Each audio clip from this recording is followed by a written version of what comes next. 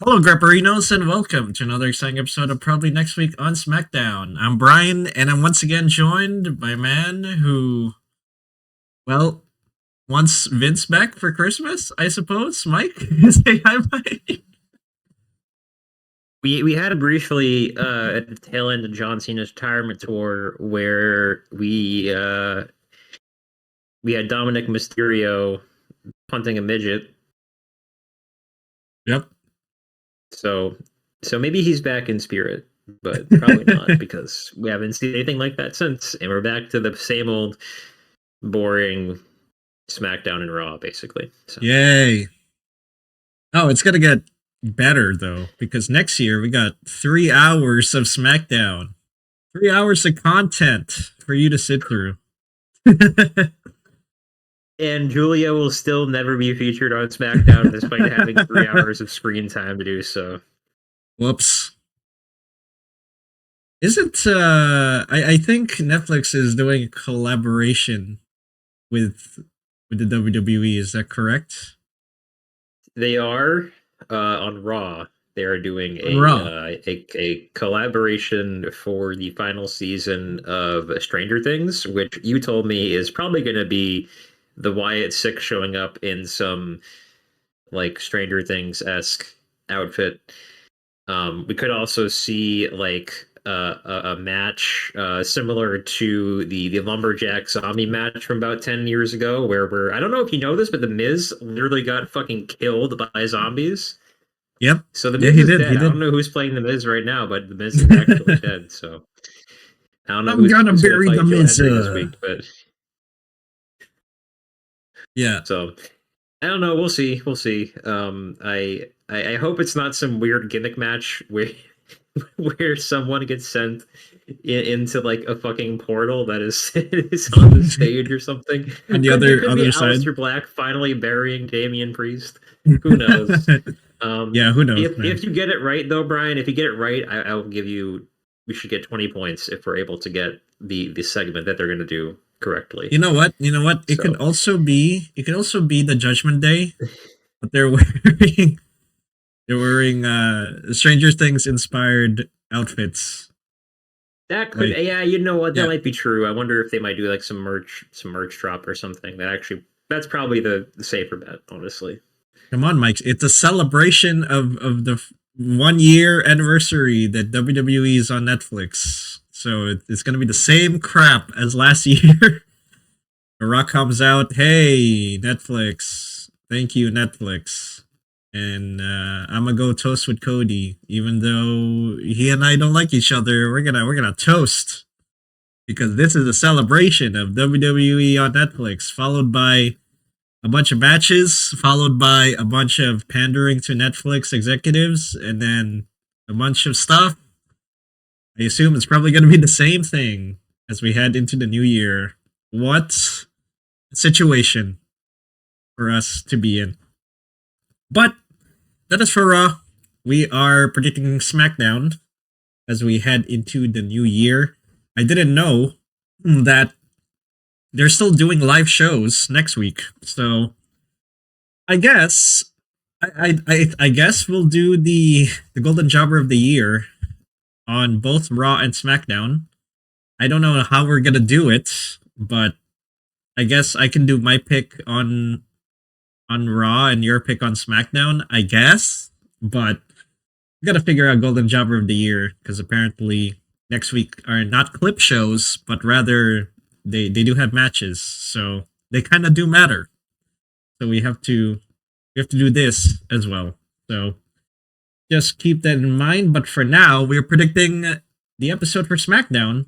And in case you don't know the show, I suppose I could go over it and explain what it is. So on this show, we predict the next episode of SmackDown according to these rules. And we tell you what we think will happen on the next episode via our bookings for the next episode. After that, we watch the next episode of SmackDown for real as it drops. We then score our predictions and bookings based on this scoring system, and we tell you what we got on the next episode of the show, and then we do this whole predictions and bookings thing all over again. So, Let's go to the scores from last week. I got a 7-point addition to the overall score here. And I think it's just the appearances. I got the Nia Jax, Charlotte Flair, Johnny Gargano, Hayes, Tama Tonga, Ilya Dragunov, Cody. They were all in the show. I didn't really get a bunch of the matches right, but I got the appearances, so I guess that's good enough, I suppose. What about you, Mike? It seems like you got a 9.5. Good week for you. Yeah, I got a lot of appearances correctly. Not all in the right place. I actually got. I think everybody I predicted appeared, but they just appeared in different places. I think the only thing that I didn't get right was the main event, or not the main event, the second to main event. I thought that the Vision were going to be more involved, but hey ho, it ended up being Austin Theory. So what if Austin Theory comes out? What if Austin Theory comes out in a creature outfit? He loves taking, so why not take in the form of a stranger? I don't know. I don't watch the show. You probably know more about the show than I do, so it's probably gonna be. I don't know. I was trying to think of something, but I don't know more about this show. I'm just about as bad as booking as Road Dogg is, so that's why I have more points. Indeed. Well, I suppose we'll get into what's announced before we head into our bookings. So we got Ilya Dragunov, U.S. Open Challenge again. Who is he gonna face? We wonder. We then have a Cody Rhodes, Drew McIntyre face-to-face segment. That's right. The two of them are staring at each other and cutting a promo. That's what's going to happen, as announced. And we also have Joe Hendry versus The Miz. Golly gee, what a show. So with that, let's book this thing and head to my version of the show first, as Drew McIntyre walks to the ring for the face-to-face segment against Cody. Drew McIntyre talks about him being back, being reinstated by Nick Aldis. He says that Cody is a paper corporate champion. Even though he stands up for himself, he is still fighting for this corporation, the TKO people, WWE people.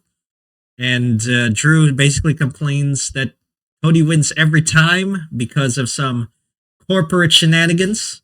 And now he is being given a situation where he has the least chance of winning by cheating. He is then interrupted by Cody, who says that he will win even if the odds are against him, and that he will prove that he's once again the QB1 of the WWE. Drew runs down Cody some more. He talks about how Cody is, I don't know, like Cody's like a scaredy cat or something. Basically just, I don't know, criticizing Cody some more. And Cody tries to punch him, but remembers that he cannot touch Drew until the match, because Nick Aldis told him, I think, on the last episode. So he cannot touch Drew, or he is stripped of the championship. Drew then smiles and beats Cody up before leaving the ring. And the match is announced on the 3-hour Smackdown episode of the new year. And I think Drew will win this one, finally. Otherwise, this guy is going to... I don't know. I don't know what they're going to do with Drew if he doesn't win. So he has to win, right? I'm just saying. Drew has to win, right? I mean, you can't just... I don't know.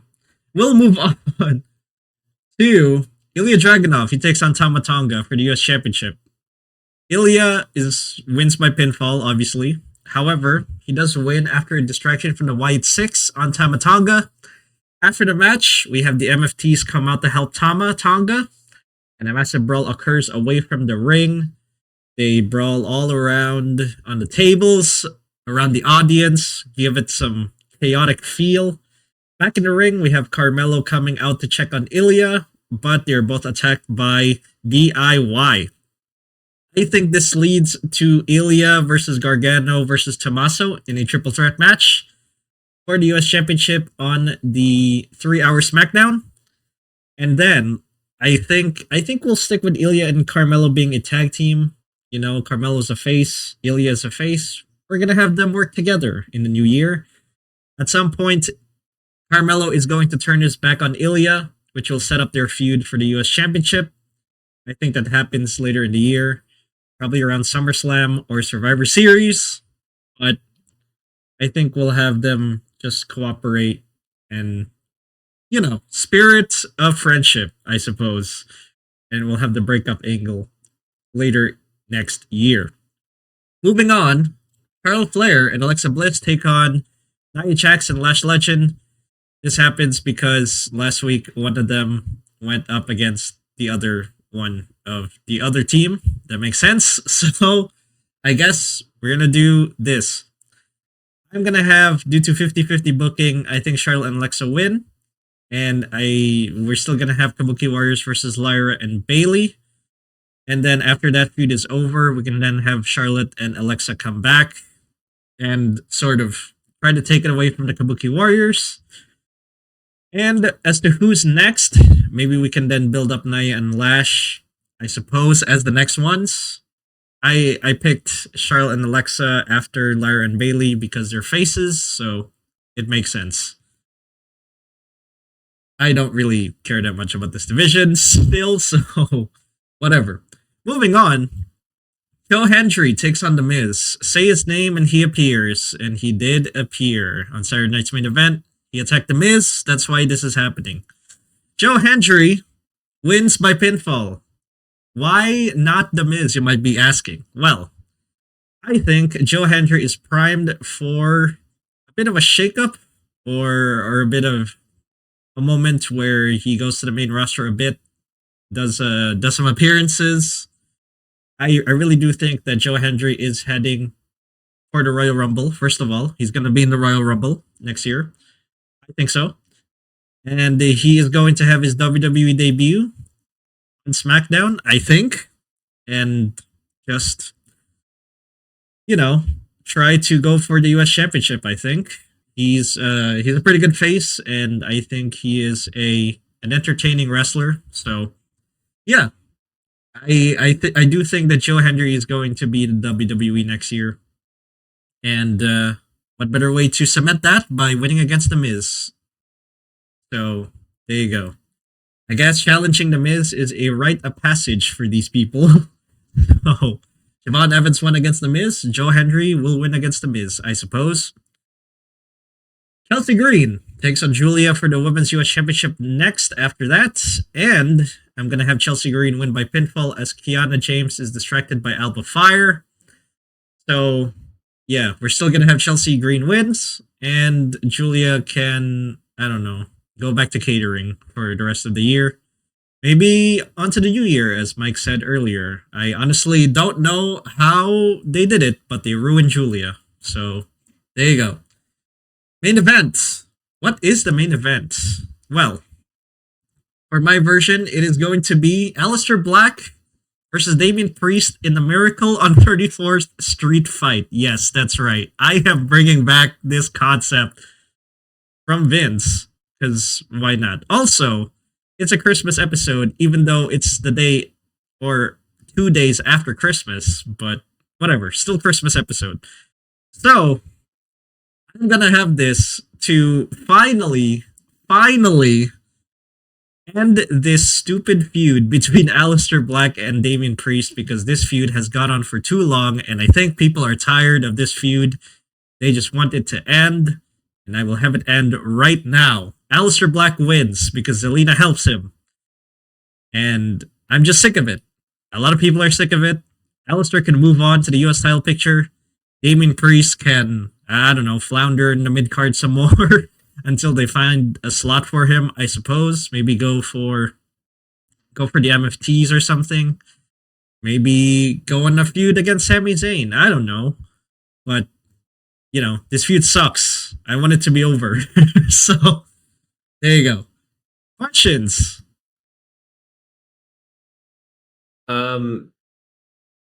So I thought it was just Drew McIntyre that was showing up, not Cody Rhodes. I think it was just Drew, but maybe I'm wrong. I think And when Raw was broadcasting on the bottom left, it said for SmackDown, Cody Rhodes and Drew McIntyre face to face. So I don't know. I just took it off of that. so do you think Aleister Black finally goes to like the main event scene? I I don't know. Like I honestly think that Alistair needs to move on to the US title picture at least. He's a heel, so he can have a decent feud against Ilya and just try to take it from him. I don't know what they were thinking earlier in the year when they tried to make him a challenger for Cody. Like that seemed kind of stupid to me. So I guess that was just a teaser for him next year to go to the title picture where he challenges Cody. But I think that Alistair needs to have like a slow rise a bit if they want to make him look good. So I think they want to have him go on the US title picture first against Ilya because one, I think their styles complement each other, and number two, I also think that Alistair as US champion can be good. I think there are some challengers that can fit Alistair in terms of a feud, but I think they're gonna put him there first, and then next year they're gonna put him on that Cody WWE Championship kind of picture. I think it's too early to put him on the WWE Championship field, so I think they're gonna have him go to the US title first. Okay. So do you think Drew wins the feud with Cody?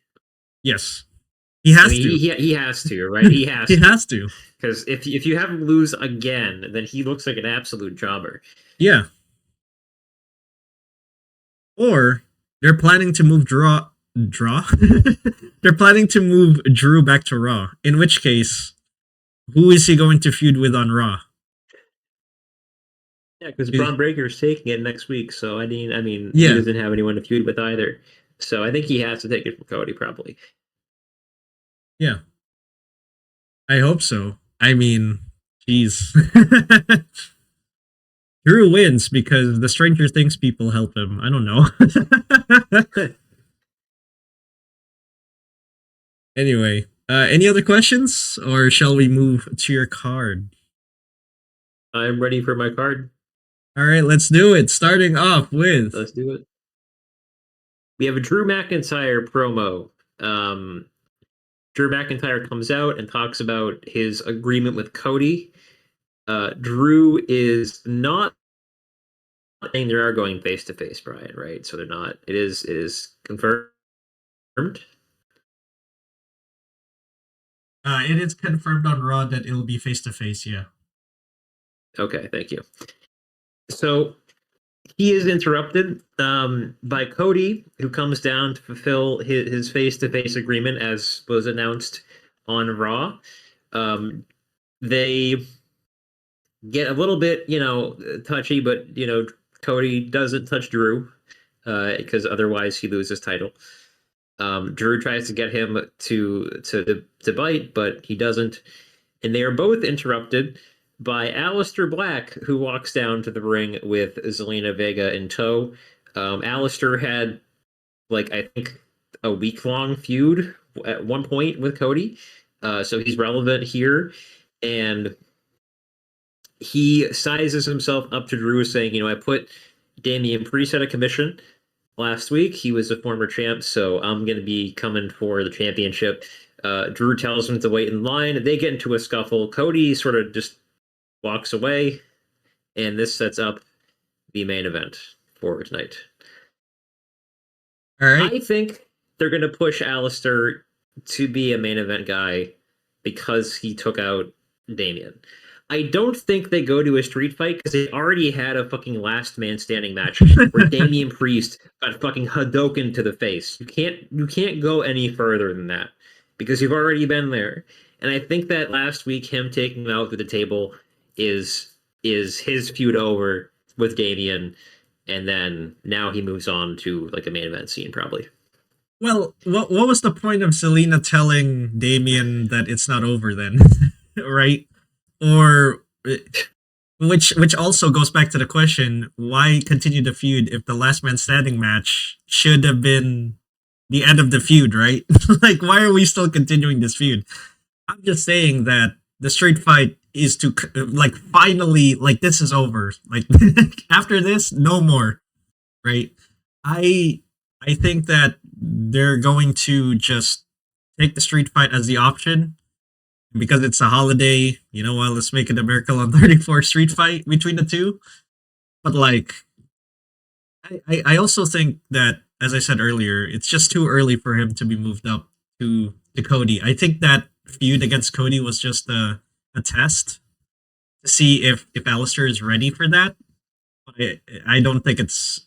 I don't think that they think Alistair is ready for that. So I think he's just gonna go to the US title picture, as you said. Okay. But all right. Anyway, do you think that Drew wins? I mean, yes. Yeah, I think he has to. I think it's Cody has had his time in the sun as the champion. He's been champion for what, like minus John Cena's like 3-month title reign. He's been or 5-month. What is it? It was like from April to August, so like 4-month title reign. Cody's been champion for roughly 2 years now. So I think he's had his time in the sun. I think Cody's needs to go and rest on the shelf for a little bit because he's a bit overexposed at this point. And to be honest with you, he's starting to become a little bit stale. Yeah. Oh, for sure. So yes, he needs to go be written off for a little while. So it'll be awkward having two heel champions though if Braun Breaker manages to win. So I can definitely see maybe that title switching hands before WrestleMania, possibly. Because I don't think they go into WrestleMania with two heel champions. Yeah. But who knows? I guess another possible scenario is once again Randy Orton coming back and maybe helping Cody, I suppose, or maybe after the match Randy comes back, but like I don't know, would they want to? Like, that could be a good option, yeah. That could be a good option. That might be what they're holding on to Randy for. Yeah.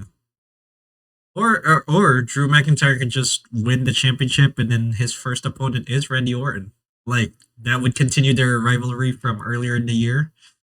And it would also, you know, bring it to a fresh kind of match standpoint, I suppose, because you know Randy has never been in that spotlight for a while. So, well, last time was in Backlash against John Cena, but you know, yes, I'm just saying well, that welcome back to it's a the fresh weekly segment of Where in the World is Randy K. Orton. Last time he was in Saudi Arabia. He's still there. They're gonna have him return to the Rumble. He's just chilling in Saudi, waiting for the Rumble to come there. He's chilling with his boy, Mr. Beast. You got KSI and what's the other guy? What's his name? Speed. Show Speed. Yes. Fantastic. Apparently, Seth Rollins showed up on the Netflix broadcast of NFL Christmas Day to watch the Lions absolutely choke against the Vikings. So I bet he's mad. I don't know who we root for. He's from Iowa, right? So I mean, yeah, he's kind of like equidistant from Detroit and Minneapolis. So I think he's a Tigers fan. He said in an interview. Okay, so he's probably Lions then. Okay, that sucks. Or Lions, yeah, my bad. Yeah.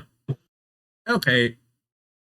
I don't know. Is he also bad that freaking a new guy has been introduced to the division, and his name is Austin Theory. Who knows?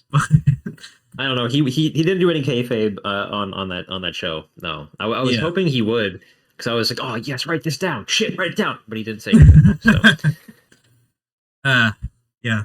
Kayfabe is dead, ladies and gentlemen, and Triple H killed it. We'll move on to Nia Jax and Lash Legend versus Alexa Bliss and Charlotte Flair. I was originally going to have this be the other two halves of these tag teams face each other, since I think Nia or Lash Legend. I almost want to call her Lash LaRue, but Lash Legend beat would be Alexa a better Bliss name 2 weeks though. ago. 2 weeks. I mean, Lash LaRue was a guy back in the Oh, '90s who was a jobber for the WWE or WCW. I think, I don't know, one of the two. Um, Anyway, but because Nia and her tag team partner beat the champions last week in a non-title fight, and Alexa Bliss and Charlotte Flair showed up after, I think they go on here. I think Nia Jax and co win this one via pinfall, and this starts their route to being the number one contenders for titles. And I think they eventually do take it. Because you need a heel tag. You have a lot of face tag teams right now for women. You have Charlotte Flair and Alexa. You have Bailey and Lyra Valkyria. You have Rhea and Io. And for heels, you really only have Nia and Lash, and then the Kabuki Warriors, and like maybe the Judgment Day. So yeah.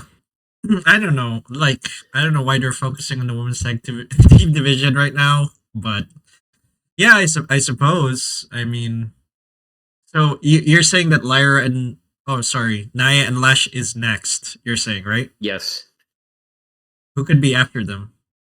it is really weird how they're putting a lot of emphasis on the women's tag team division when they have two champions that have done basically nothing for their entire. I don't think I don't think Jade would actually. Correction, Jade has actually defended her title twice in 2 squash matches, and that's it. And Yep. You got Chelsea Green, who's doing nothing. you got Chelsea Green, who's doing nothing against Julia. You have Stephanie Maxine Dupree. Vauquier, who's defended her title against, I believe, Nikki Bella twice, and that's it. Who actually will be fighting a 3-way on Raw. So I guess that's something. But very weird state of the women's main event scene, because we don't seem to have anyone because they're all too busy fighting each other in the tag team division. I guess this is just it's better than catering, I suppose. But yeah. It is true. Okay. All right, so, next segment. Yeah, next segment, questions. I suppose. Yeah, no. I really don't care about this division. So we'll move on to no respect, but all due respect. Ilya Dragunov. Oh, okay. All right. You're not a misogynist. We get that. It's not 1995 anymore. Ilya Dragunov versus Carmelo Hayes, a U.S. title open challenge.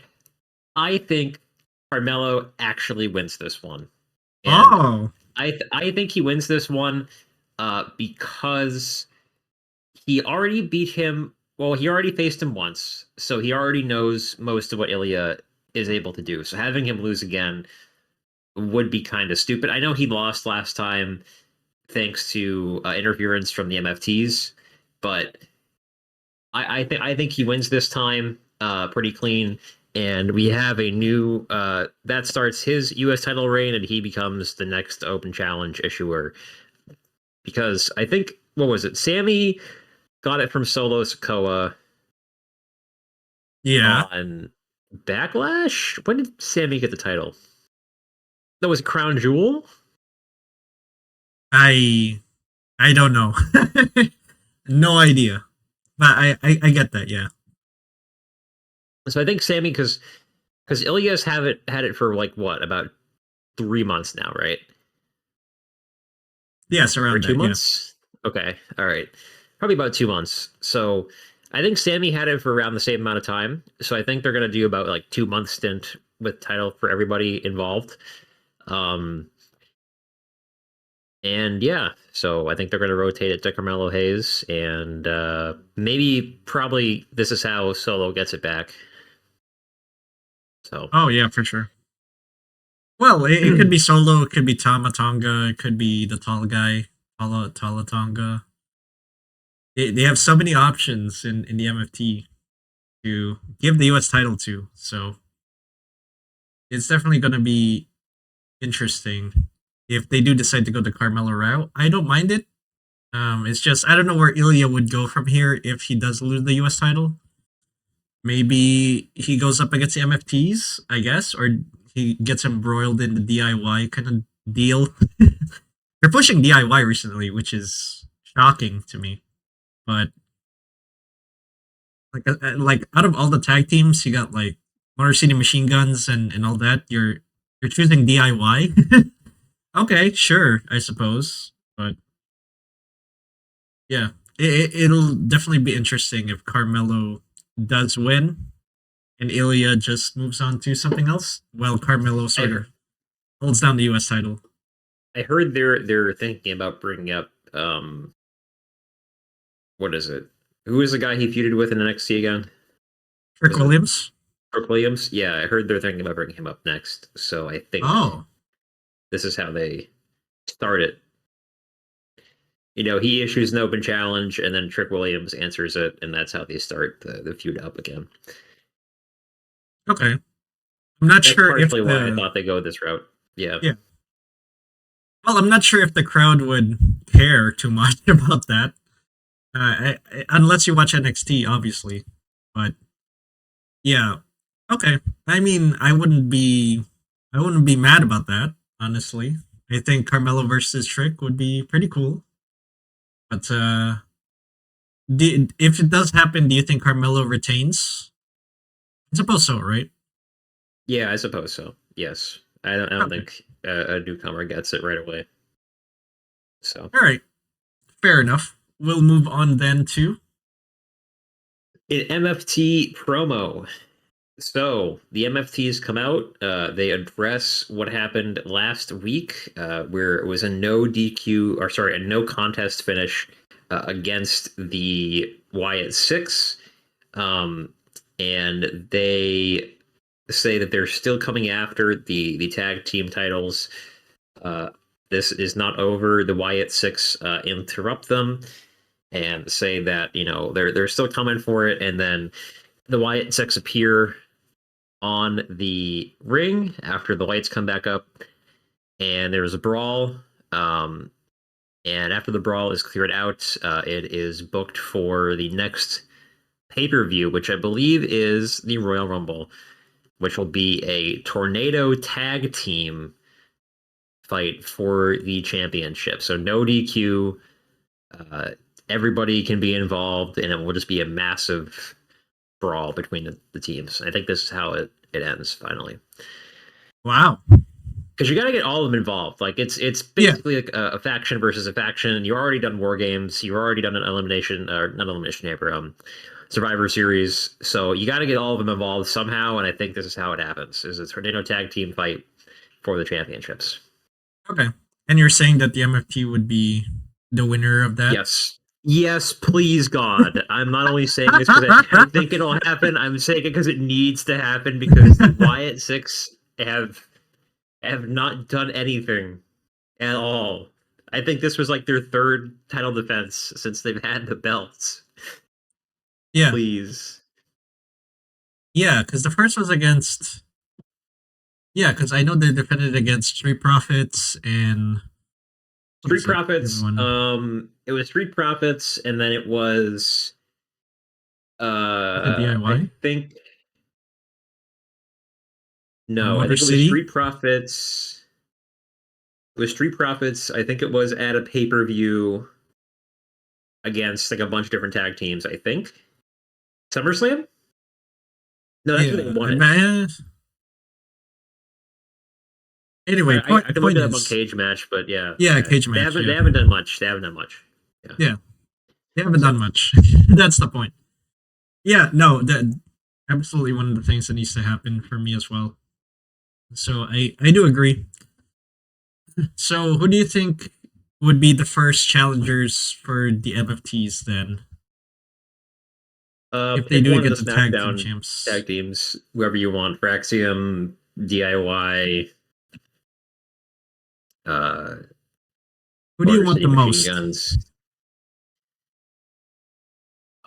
To be honest, it could be anyone. Um, I think there'll be a lot of teams lining up. Um, I don't really know. It could be literally any of the SmackDown teams, which I think they need to shuffle these teams around a little bit.